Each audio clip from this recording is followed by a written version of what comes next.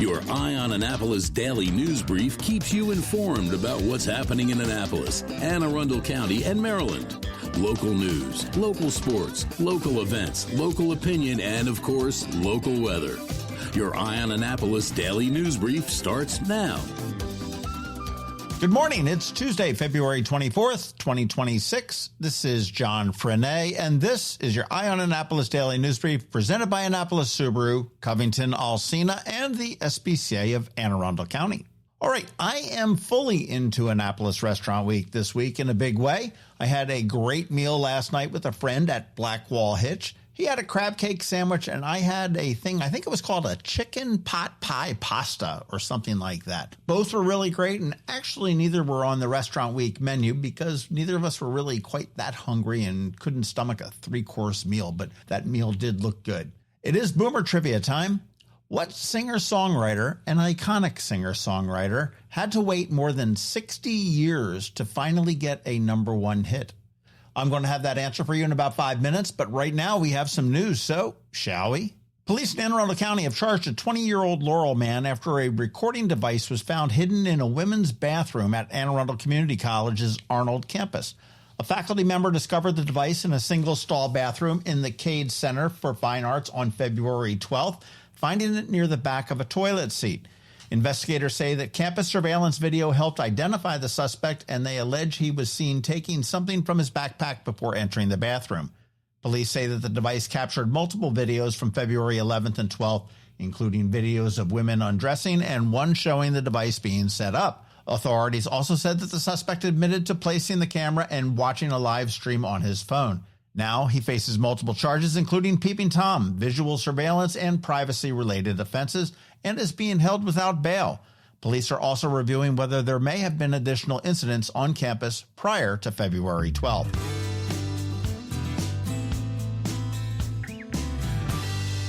Katie McDermott has officially entered the Democratic primary for Anne Arundel County Council District 6, and her filing now adds another serious contender to what is shaping up to be a very crowded and competitive race. The seat is open because Councilmember Lisa Rodvian is not seeking another term, and District 6 does include all of Annapolis plus Crownsville, Millersville, and parts of the South River and Severn River communities, making it a much broader and more politically diverse district than a city-only race. McDermott, who previously ran for alderwoman in Ward 1, finished second in a five-way Democratic primary and is framing her campaign around growth, infrastructure, housing accountability, and quality of life. In her launch message, she positioned herself as a resident-focused candidate who wants to improve transparency and make sure communities hear about major projects before decisions are already in motion.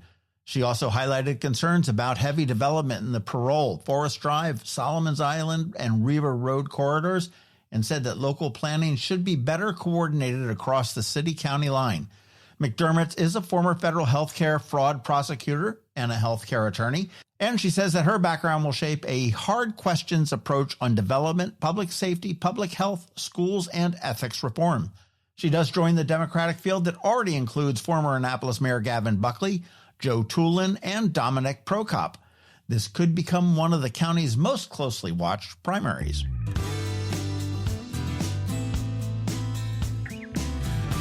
As for that snowstorm yesterday, it turned into more of a shrug than a shovel around here, while the Eastern Shore did get hit much harder. So yes, it was a bit of a dud on this side of the bay, but on the bright side, it may have been the easiest snow cleanup of the season. If you bought extra salt, a giant shovel, and enough bread and milk to survive until spring, you're not alone.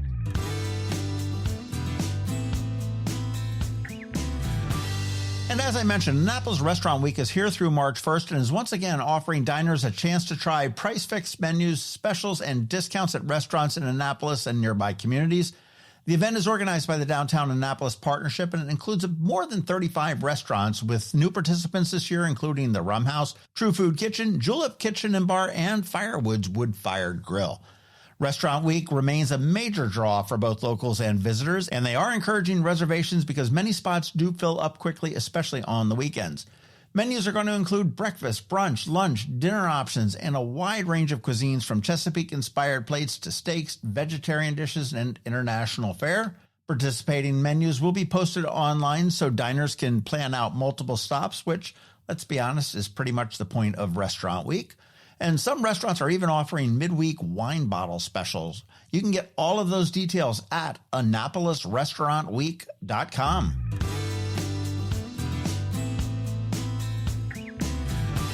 This weekend on the Local Business Spotlight, we're learning all about birds with John and Kelly from Wild Birds Unlimited out there in Edgewater. That's going to drop at noon on Saturday. And today is Ticket Tuesday, and I am still out of tickets for the rest of the month. So you want to go check out ramsheadonstage.com and see all of the great stuff that's coming up in March and take a look, and maybe you can snag a show next week or so. But I don't want to leave you empty-handed, as always, so I've got a gift card to Mother's Peninsula Grill for $25. If you would like it, get in touch with me, and I may pick you. And I got behind last week and forgot to let last week's winners know. Sorry to Chris. The card is in the mail. But this week, Chris, give somebody else a shot.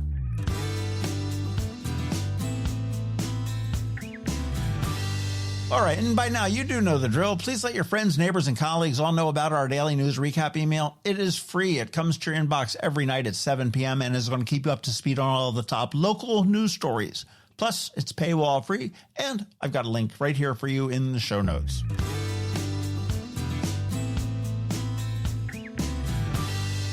Okay, let's put this puppy to bed with a quick thank you to you. We'd also like to thank our sponsors for today's daily news brief.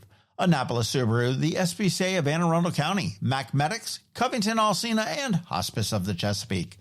As for that trivia question, it was Bob Dylan. He never had a number one hit until Murder Most Foul reached the top of the Billboard Rock Digital Sales Chart in 2020. Unbelievable. All right, now you need to chill out. We have George Young and your local Anne Arundel County weather coming right up in about a minute, so hang tight. Coping with advanced illness can be overwhelming, and determining the best options for a loved one isn't always so easy. But here at Hospice of the Chesapeake, your hometown hospice, we want you to know you do have a choice.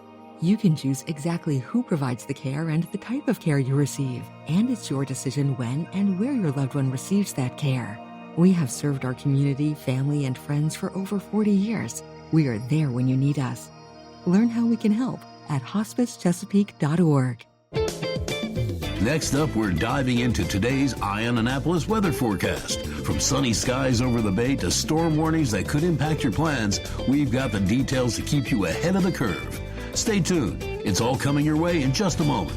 Hey everyone, this is George Young with your Eye on Annapolis Daily News Brief weather forecast for Tuesday, February 24th. Yesterday brought a much more normal melt-off of some snow from the Sunday storm. And while it's still cold out there today, the rest of the week should see temps in the mid-40s to mid-50s, with Friday being the last day of meteorological winter. Look for breezy highs today in the upper 30s to near 40 degrees, with a small chance for a little precip in the overnight hours, which could be some light snow or mixed precip.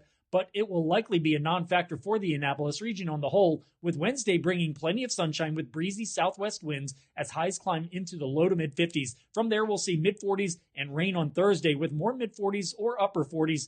Friday, 4 p.m. highs as skies clear and sunshine returns, with the weekend ahead looking like a great start to meteorological spring with sunny skies and temps in the low to mid-50s both Saturday and Sunday.